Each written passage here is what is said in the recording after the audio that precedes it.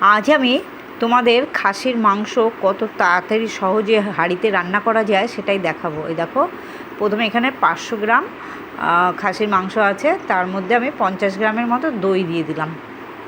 আর এখানে রসুন, আদা আর একটা পেঁয়াজ পেস্ট আছে।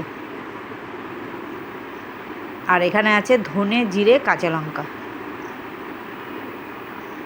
দিয়ে ভালো করে আমি মাখিয়ে রেখে দেবো। ওই ঘন্টাখানিক রাখলে ভালো হয়। আর দিচ্ছি কাশ্মীরি লঙ্কার গুঁড়ো কালারের জন্য, আর একটু হলুদ দেবো। আর সর্ষের তেলটা আমি গরম তেল দেবো, লবণটা দেবো না। লবণটা দিলে একবারে মাংসর জলটা ছেড়ে যাবে, এই জন্য আমি এখন দেবো না লবণটা। দেখো মাখিয়ে রেখে দিয়েছি। এর মধ্যে গরম কড়াই থেকে তেল নিয়ে আমি 4 চামচের মতো তেল দিচ্ছি, দিয়ে এবার আমি এটা রেখে দেবো আধ ঘন্টা। এবার আমি দেখো হাঁড়িটা বসিয়েছি, হাঁড়িটা গরম হয়ে গেছে। এখন তেল দিয়ে দিলাম, তার মধ্যে গোটা গরম মশলা, এলাচ, দারচিনি, লবঙ্গ দিয়ে দিলাম। আর দেবো হচ্ছে পেঁয়াজ আর 2টো তেজপাতা। নাড়াচাড়া করে আমি খুব ভাজবো না, 3-4 মিনিট একটু নাড়াচাড়া করে নেব। তার মধ্যে একটা টমেটো দিয়ে দিলাম। এইবার মাংসটা যে আমি ম্যারিনেট করে রেখেছিলাম আধ ঘন্টা, তার মধ্যে এখন আমি লবণটা মিক্সড করব।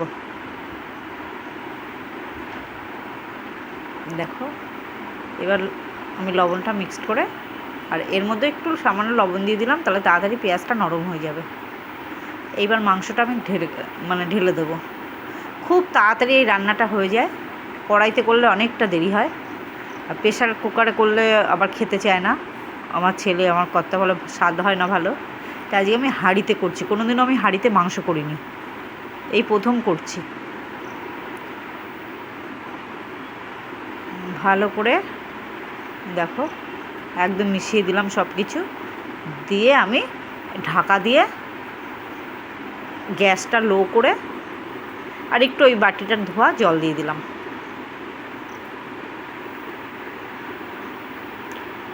মশলা ধোয়া, মিক্সার ধোয়া একটু জল দিলাম, বেশি জল দেবো না। আর এই যে আলুগুলো আগে আমি আলু ভাজাটা আর কি দেখাবো, মাংসের লবণ হলুদ দিয়ে আলুটা ভেজে রেখেছি। ভাজার আগে আলুটা একটু সেদ্ধ করে নিয়েছিলাম 50%।